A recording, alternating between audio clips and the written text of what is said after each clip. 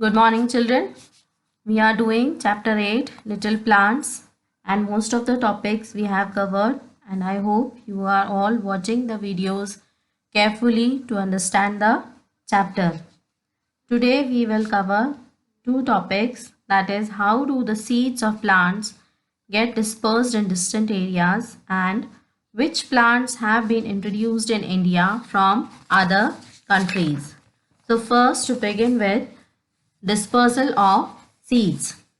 Imagine a plant producing a large number of seeds and all the seeds falling under it. Imagine करिए एक plant में जितने भी seeds बन रहे हैं, बहुत सारे सीड्स बन रहे हैं और वो सब उसी प्लांट के नीचे ही गिर रहे हैं. तो what will happen?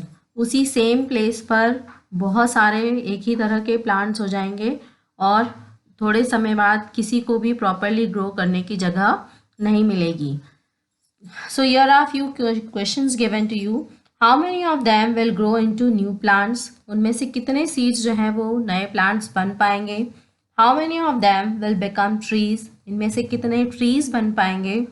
Would they get enough space to grow?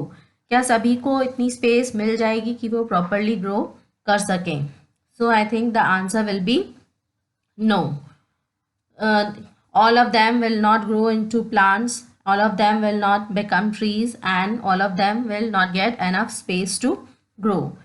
Plants have developed different ways to ensure that their seeds are spread over far off places so that they grow where there is plenty of space. तो इन सारी चीज़ों को से avoid करने के लिए या इस चीज़ को देखते हुए नेचर ने इस तरह के या प्लांट्स ने कुछ इस तरह के तरीके डेवलप किए हैं कि वो अपने सीड्स को दूर दूर तक फैला सकें, जिससे कि उनको अच्छे स्पेस मिले ग्रो करने के लिए. Plenty of space is available for them to grow. Seeds are taken off to far away places by the help of human beings, animals, birds, air and water. तो सीड्स जो हैं एक जगह से दूसरी जगह पर दूर दूर प्लेसेस पर ले जाए जाते हैं and this is done with the help of, कभी कभी ये ह्यूमन बींग्स करते हैं, कभी एनिमल्स, कभी birds and even air and water. This spread of seeds to distant places by different means is called seed dispersal. तो ये seeds का एक जगह से दूसरी जगह पर स्प्रेड होना, फैलना डिस्टेंट प्लेसेस पर अलग अलग तरीक़ों से, this process is called seed dispersal. Now we will study about the different ways by which the seeds are dispersed. Let us find out how seed dispersal takes place in some plants. तो यहाँ पर हम देखेंगे कि किस तरह से कुछ plants में seed dispersal होता है. Light seeds are carried to distant places by air. जो सीड्स लाइट वेट होते हैं वो एक जगह से दूसरी जगह पर हवा से जा सकते हैं. For example the seeds of maple, dandelion and calotropis. Next example, at places near water, river bank, sea shores, seeds are carried away by water. वो प्लांट्स जो पानी के किनारे लगते हैं, जैसे कि रिवर बैंक्स पर हों, सी शोर्स पर हों, इन प्लांट्स के में जो सीड्स होते हैं they are carried through the water. For example, the seeds of lotus, coconut and cattail. Some seeds have hooks on them. They cling to the animals which come near them and are carried away by them to distant places. कुछ seeds ऐसे होते हैं जिनमें hooks रहते हैं और जब कोई एनिमल्स वगैरह उनके पास में से गुजरते हैं तो ये सीड्स जो हैं उनके बालों में क्लिंग हो जाते हैं, चिपक जाते हैं and with the help of animals they are carried to one place to another.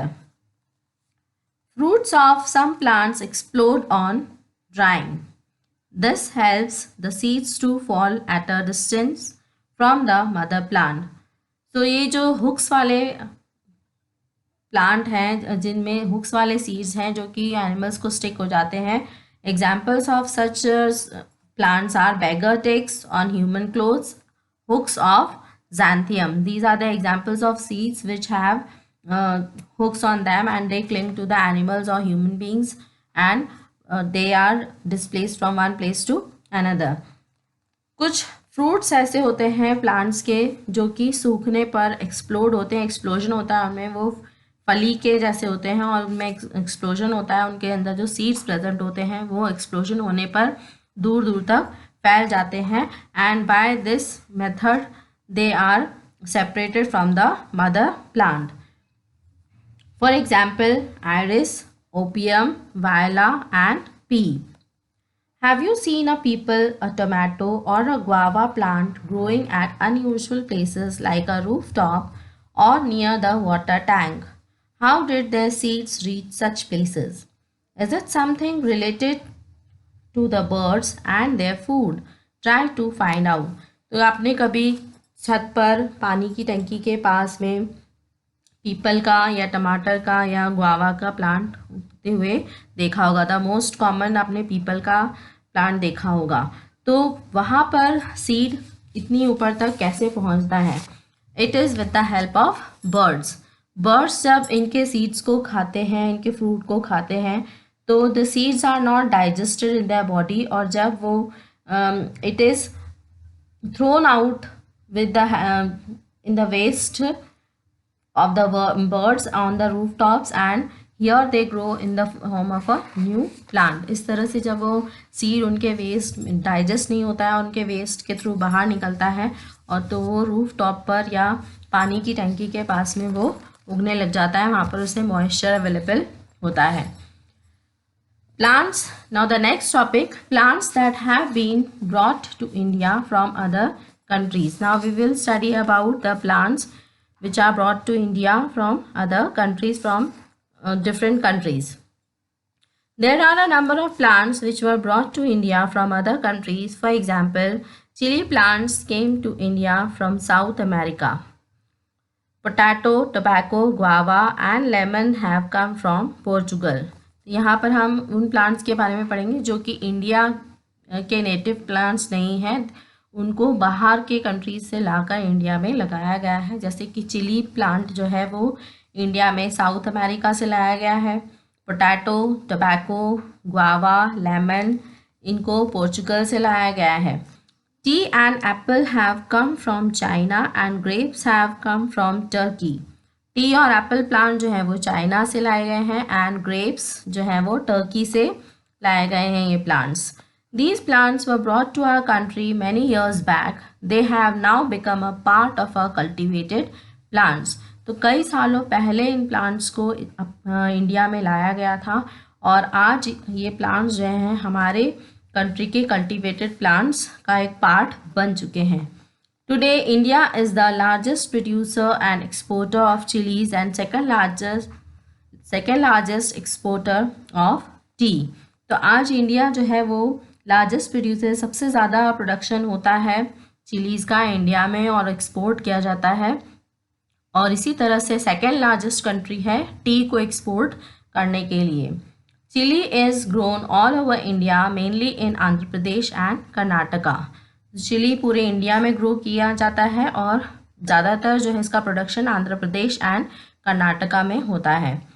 Tea is grown in Assam, Darjeeling, Kangra in Himachal Pradesh and Nilgiri Hills in South India. T जो है वो mainly कहाँ produce की जाती है? आसाम, दार्जिलिंग, कांगड़ा जो कि हिमाचल प्रदेश में है, and Nilgiri hills of south India. Tea plants require plenty of sunshine and rainfall. Standing water harms the crops, hence it is generally grown on the hill slopes. It is best grown in tropical and subtropical climates. तो T plant को जो बहुत ज़्यादा सूरज की रोशनी चाहिए और rainfall भी उतना ही चाहिए, इसलिए इनको हिली एरियाज़ में लगाया जाता है, क्योंकि इनको स्टैंडिंग वाटर जो है इससे नुकसान हो सकता है, इसलिए हिल स्लोप्स पर पानी क्योंकि रुकता नहीं है, हैवी रेनफॉल होता है और पानी भी रुकता नहीं, वहाँ पर स्टैंड नहीं करता है, बह जाता है. That is why that place is best suited for T production. It is best grown in tropical and subtropical climates. Here you can see the pictures of some plants which have been brought to India from other countries. Potatoes, chili, tea. So with this chapter is over. I hope you all have understood the chapter. Draw the diagrams very well and understand the different parts of the seeds and the stages of germination also. Thank you.